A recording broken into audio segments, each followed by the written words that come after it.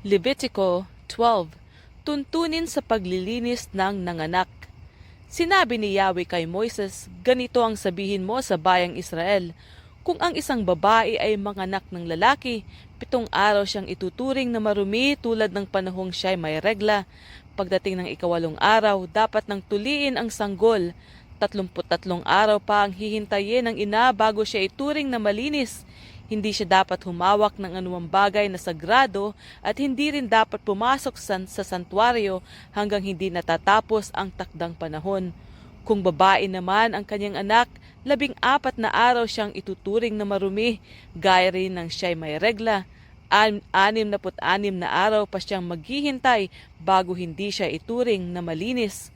Kung tapos na ang panahon ng kanyang paglilinis, siya'y maghahandog kay Yahweh, maging lalaki o babae man ang kanyang anak. Magdadala siya sa pari sa may pintuan ng toldang tipanan ng 1 gulang bilang handog na susunugin at 1 kalapati o bato-bato bilang handog para sa kapatawaran ng kasalanan.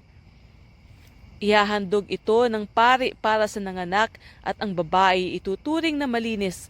Ganito ang tuntuning dapat sundin ng isang nanganak.